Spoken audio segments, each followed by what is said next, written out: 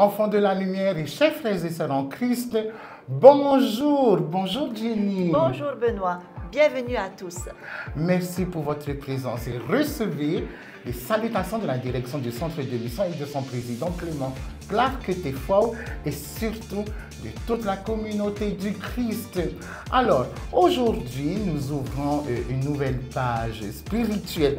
Jenny, peux-tu nous rappeler la thématique de notre journée, s'il te plaît? Oui, alors la vie qui est la vie. Et dans quelle écriture sommes-nous plongés? Dans l'épître de Paul à Timothée au chapitre 6, versets 6 à 19. Et voilà, vous connaissez nos paramètres. À tous, nous vous souhaitons de passer un agréable moment en notre compagnie et surtout, belle émission en Christ.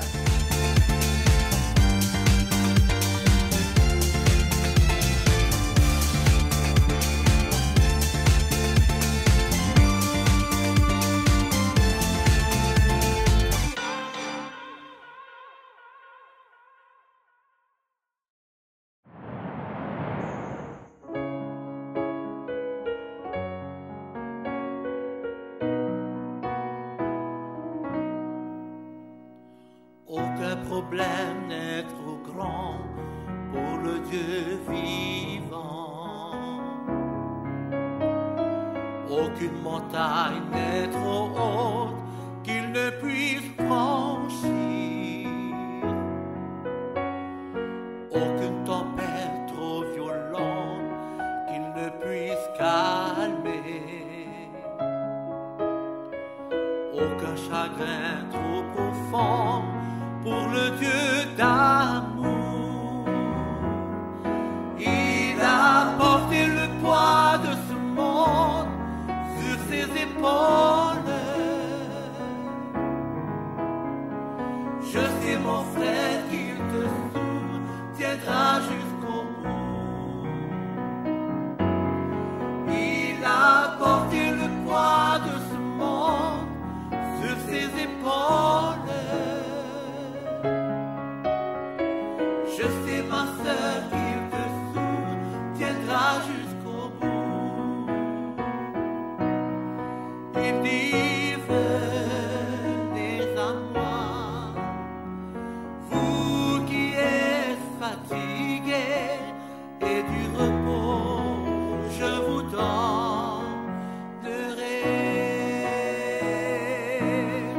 Il a porté le poids de ce monde sur ses épaules. Je sais mon frère qu'il te soutiendra jusqu'au bout. Il a porté le poids de ce monde sur ses épaules. Je sais ma sœur qu'il te soutiendra jusqu'au bout.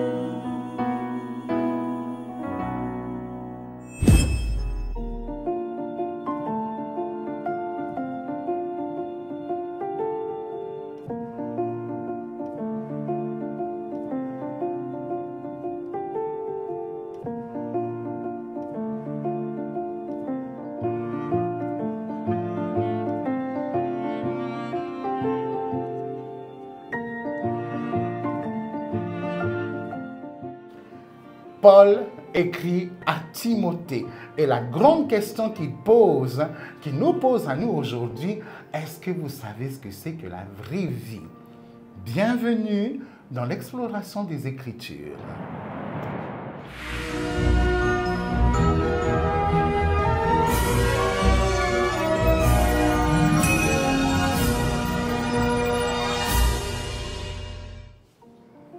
Quand on parle de la vraie vie, beaucoup de gens chez nous disent « c'est être au Fénois, respirer l'air du large, partager le maha en famille ». Benoît. Paul utilise aussi cette expression, mais il parle de la vie qui est vraiment la vie. Que veut-il dire? Alors, c'est une très belle image, Jenny, que tu utilises. La vie au Fénois est vraiment précieuse. Mais Paul ici rappelle que la vraie vie ne se limite pas au confort dans lequel nous nous noyons ou au plaisir. La vraie vie est une vie enracinée en Dieu, nourris par la foi, par le partage et le service. Dans ce contexte, Paul dit que l'amour de l'argent est une racine de tous les maux. Est-ce que cela veut dire que l'argent est mauvais en soi? Non, non, non, non, pas du tout. C'est pas ce que Paul dit, Ginny. Alors, ici, Paul ne condamne pas l'argent en lui-même, mais ce qu'il condamne, c'est l'obsession qu'on peut avoir pour l'argent. Quand l'argent devient une idole, il finit par nous vider de l'intérieur. On va prendre un exemple. Par exemple, dans les îles, beaucoup croient que la réussite, c'est accumuler, briller, montrer ce qu'on a. Mais cela conduit souvent à la fatigue, à la solitude ou même à la division familiale. Donc, posséder beaucoup n'est pas forcément vivre pleinement. Non, pas du tout. Alors, le piège, c'est de croire justement qu'avoir beaucoup, qu'avoir plus, c'est être plus heureux. Alors, quelle est la vraie richesse selon Paul? Alors, très bonne question, Jenny. Selon Paul, Paul invite déjà les chrétiens à être riches, ça c'est sûr. Mais attention, riches en bonnes œuvres, être généreux et prêt à partager. Et vous savez, nous sommes polynésiens, nous savons ce que c'est que l'hospitalité. Et nous, en tant que polynésiens, nous savons ce que cela veut dire. Nos ancêtres partageaient déjà à leur époque. Aujourd'hui, comme avant, quand un pêcheur ramenait une grosse prise, il ne gardait pas tout pour lui. Il partageait avec le village. La richesse était communautaire et pas individuelle. Rappelez-vous de cette activité que l'on faisait, lorsqu'on était jeune, c'était la pêche au caillou. Tu vois, Jenny? Je me rappelle, oui, oui. Donc, en fait, dans la vision biblique, comme dans la tradition polynésienne, la vie se multiplie dans le partage. Oui, oui, oui, tout à fait. La vie, elle grandit quand elle se donne. As-tu un exemple aujourd'hui qui illustre ce que Paul dit? Oui, alors, on va imaginer une jeune femme qui avait tout pour être heureuse. Succès professionnel, confort matériel. Et pourtant, elle se sentait vide. Mais voilà qu'après une retraite spirituelle, elle a compris quelque chose. Elle a trouvé sa voie. Et donc, elle décide d'investir dans les jeunes de son île. Bourse d'études, soutien aux associations, aide aux familles. Et depuis, elle a découvert une joie profonde. Une joie que l'argent seul ne pouvait pas donner. On pourrait dire qu'elle a trouvé la vraie vie. Oui, tout à fait, Jenny. Elle a découvert que la vraie vie se trouve dans la foi, la générosité et le service. Paul dit à Timothée, saisis la vie éternelle. Est-ce que cela veut dire seulement après la mort? Non, pas du tout. Et c'est là la force du message de Paul. La vie éternelle commence dès maintenant. Mais moi, j'ai envie de dire, c'est hier qu'il fallait commencer. Mais bon, voilà. Quand nous choisissons la justice, la charité, la patience et la douceur, c'est une qualité de vie qui respire Dieu, qui transforme nos relations et qui donne une paix, vraiment une vraie paix intérieure. Comment notre communauté peut-elle vivre et partager cette vraie vie? Alors, voilà encore une très bonne question, Jenny. Donc, dans la communauté du Christ, notre mission est proclamer Jésus-Christ et promouvoir des communautés de joie, d'espérance, d'amour et de paix. Cela veut dire quoi? Eh bien, cela veut dire qu'on doit vivre ce que nous prônons. Comment? De quelle manière? Quand nous ouvrons nos maisons et nos églises pour nourrir ceux qui ont faim, quand nous soutenons les jeunes dans leurs études, quand nous bâtissons des ponts de réconciliation entre famille et culture, tout cela, au fait, ce sont des graines de la vraie vie. Alors, Benoît, quelle est la question que nous devons nous poser aujourd'hui? Alors, la question que l'on doit se poser, ce n'est pas combien possédons-nous, mais voilà la vraie question. Quelle qualité de vie portons-nous dans notre cœur et dans notre communauté? La vie qui est la vie, ce n'est pas s'accumuler. La vie qui est la vie, c'est aimer, servir et partager. Voilà une idée révolutionnaire pour nous aujourd'hui. La vraie vie commence maintenant, quand nous choisissons de la vivre pour Dieu et pour les autres. Amen.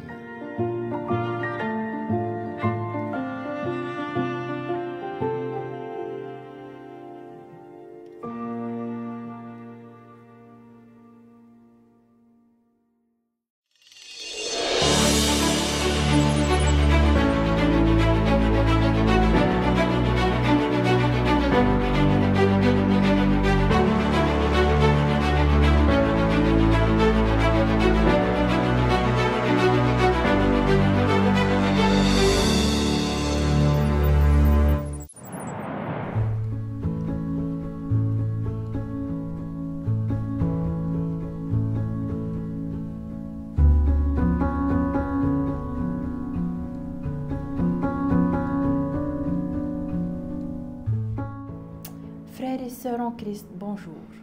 Sous nos cocotiers, beaucoup disent la vraie vie, c'est être au Fénois, sentir l'air du large, partager le matin en famille. Et c'est vrai, il y a là un parfum de bonheur. Mais l'apôtre Paul, aujourd'hui, nous pousse plus loin. Il nous parle de la vie qui est vraiment la vie. Une vie enracinée en Dieu, une vie de foi, de partage et de service.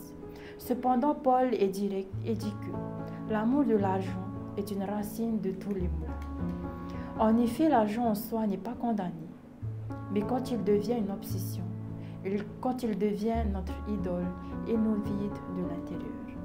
Dans nos îles, certains pensent que la réussite, c'est accumuler, briller, montrer ce qu'on a. Mais souvent, cette course finit dans la fatigue, la solitude, parfois la division des familles. Le piège, c'est de croire que posséder beaucoup, c'est vivre pleinement. Paul invite les chrétiens en disant tout simplement « Soyez riches en bonnes œuvres, généreux, prêts à partager ». C'est pas à vous que je vais rappeler que nos ancêtres savaient déjà cela. Quand un pêcheur amenait une grosse prise, il partageait avec le voisinage, parce que la richesse dans la vision polynésienne n'était jamais individuelle, mais communautaire. Et on avait déjà compris que la vie circule quand on la partage et quand elle se donne. Comment découvrir la vraie vie? Imaginons que nous connaissons une femme qui avait tout et avait beaucoup réussi. Mais voilà, elle sentait un manque. Elle se dit, je me sens vide, comme si je n'avais encore trouvé la vraie vie. Après une retraite spirituelle, elle a décidé d'investir dans les jeunes de son île. Bourse en études, soutien aux associations culturelles, aide aux familles. Et elle se rend compte que depuis qu'elle partage, elle a découvert une joie que l'argent seul ne lui avait jamais donnée. Pensez-vous qu'elle avait enfin trouvé la vraie vie? Voilà ce dont Paul parle, une vie qui trouve son sens dans la foi, la générosité et le service. Paul dit à Timothée, saisis la nouvelle vie, la vie éternelle. Souvent, nous pensons que la vie éternelle commence après la mort. Mais non, elle commence ici et maintenant. Chaque fois que nous choisissons la justice, la charité, la patience, la douceur. La vie éternelle, c'est cette qualité de vie qui respire Dieu, qui apporte la paix intérieure, qui transforme nos relations. Frères et sœurs, notre communauté n'annonce pas seulement l'évangile en parole, elle agit. Dans la communauté du Christ, nous portons une mission, proclamer Jésus-Christ et promouvoir des communautés de joie, d'espérance, d'amour et de paix. Concrètement, cela prend chair dans nos actions, quand nous ouvrons nos maisons et nos églises pour nourrir ceux qui ont faim, quand nous soutenons les jeunes dans leurs études et leurs projets, quand nous bâtissons des ponts de réconciliation entre familles et cultures. Ces initiatives, ce sont des semences de la vie qui est la vie. Elles nous rappellent que la vraie richesse n'est pas ce que nous gardons pour nous, mais ce que nous mettons en commun pour bénir les autres. Frères et sœurs, la vraie question n'est pas combien possédons-nous. La vraie question est quelle qualité de vie portons-nous dans notre cœur et dans notre communauté. La vie qui est la vie, ce n'est pas accumuler. La vie qui est la vie, c'est aimer, servir, partager. Alors, en ce dimanche 28 septembre, recevons cet appel, saisir la vraie vie que Dieu nous offre en Jésus et la partager dans la mission que la communauté du Christ nous confie. Amen.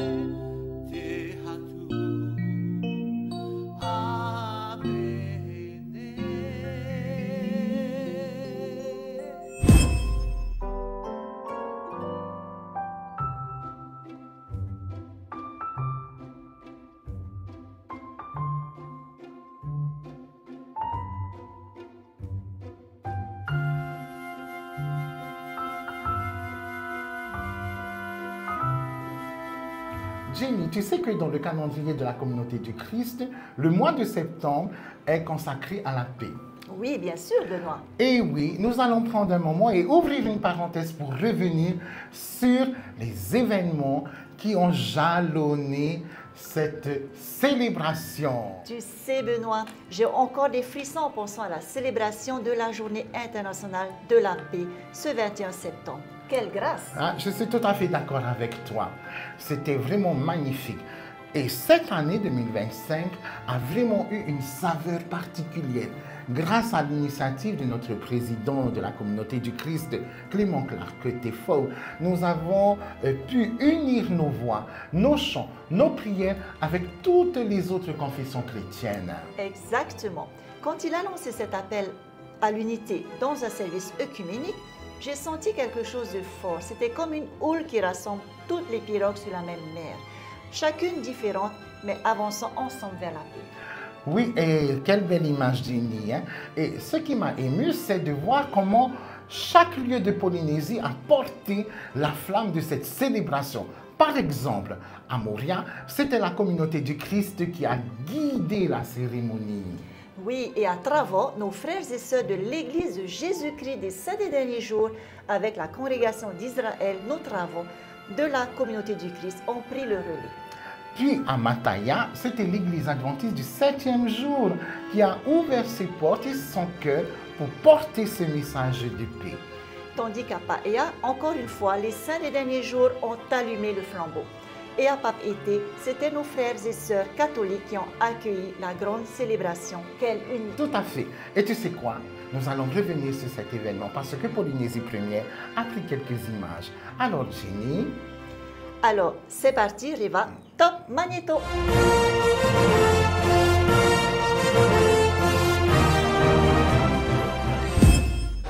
Toutes les confessions réunies pour la Journée internationale de la paix. À l'église Mariano Tehau à Papeete, près de 200 fidèles, jeunes et moins jeunes, ont chanté et prié ensemble. Un moment fort où la foi prend tout son sens. Reportage Jules Bourga et Eva Ribé. La paix en chanson et en harmonie. 4 confessions religieuses chantent à l'unisson et les jeunes, les premiers, donnent de la voix. Aujourd'hui, on est dans une période où il y a beaucoup de violence, il y a beaucoup de choses qui se passent autour. Et puis, je pense que c'est important de promouvoir la paix tout autour de nous. Il faut que ça parte de nous aussi. On est la nouvelle génération et c'est à nous aussi à motiver les anciennes générations. Partout dans le monde, le 21 septembre est la journée de la paix. Pour ceux qui ont vu le monde traverser divers conflits, il faut la chanter encore et encore. La vie, il y a des hauts et des bas, mais il faut toujours prôner la paix. Nous sommes dans le Pacifique et c'est un monde de paix. Logiquement, il ne faut pas s'appeler Pacifique pour rien. Et quel lieu plus pertinent que l'église Mariano Tehau, littéralement Marie de la paix, pour réunir les confessions et promouvoir un même message, même s'il n'y a pas de guerre au Fénois. On n'a peut-être pas la guerre proprement dite, mais on a une autre guerre, par exemple contre la drogue, contre la ice, contre les fléaux qu'il y a dans ce monde aussi. Nous avons, avec le comité organisateur, bien sûr, essayé de sensibiliser les jeunes, sensibiliser à la paix surtout. À Taravao et à Moorea aussi, les différentes confessions religieuses se sont réunies pour célébrer la paix. No te orar a whaaro hui te ie tapera amhana ua tupu te hoe or oa purer a eutumene i te whare pure Mariano Tehau i te mission e purer a o te niuhia in e hoi te prau no te whaatupur ei te hau i roto i te o tātua nei piti haneret a tau te parhei amui i roto i te pure ma te tau i te atua i a whaore mei i te harato te ao. Rei hena Jarion, te Ivaribi. Te himene nei rātou, te pure nei rātou, te whaanhor ai a rawehia e muri mai iau no te whaahanahana te prau no te hau a amui mai te mo whāro atoa no te whaatiani te prau o te hau i roto i te ieo are purepu e te mo whiwhirau wharerehia e te whea api. Très important car il y a beaucoup de guerres en ce moment et pour moi le thème de la paix il faut qu'il soit remis sur le tapis. Me o tātou te hau na muaro. Tira tō tātou te mōna pati tiwha. Nā whea i a tātou e ape e traparau. E ora i a tātou, e a riro i a tātou e hi ora a nā vera ma, e nā tātou hoa. E no te whaahohono te prau te whaanhor a whari mei tātou i a te hei Boniface o ia te au te ie oro a Yorana te hei. Yorana i a tātou e mate te nei nā roto i te rawe a Porine te atei. E hea te tapurau hipa i te ie tapera amahana? I te ie tapera amahana e tupu i te teimi purara me tau e parau nei nā roto atoa i te mawharo atoa i ruru i te ie ne tahua o Mariano Tehau e te vera atoa i te teime e horo ahia i roto i te mawharo no te horo ama i te hei tumu parau i te hei momana o atoa i ni e te ie parau o Tehau. Tei papu e taime te ie no te mawharo o atoa i te taho e no te whaite ai taet a era. Tā e no atui o nei Mariano Tehau te whaahanahana atoa hia nei te prau o Tehau i Papen o e te whar o Porotetani i Moorea e te etaretia o te othe o te Metiaia.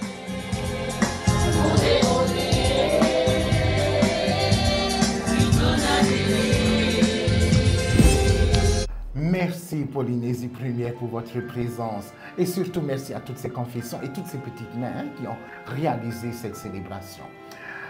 Dans ce parcours de la célébration de la paix, ce qui m'a vraiment touché, c'est les témoignages que nous avons recueillis.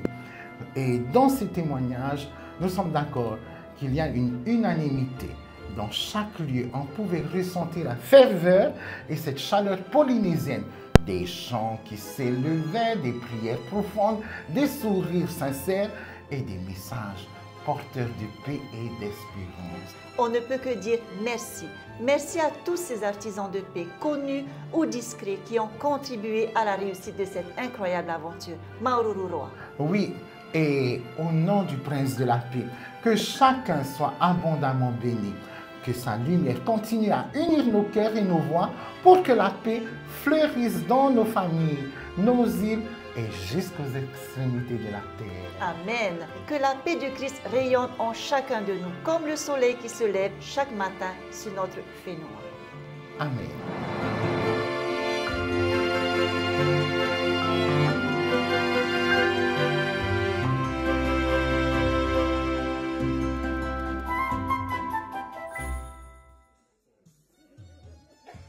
Et voilà les amis, nous sommes arrivés au terme de notre voyage spirituel.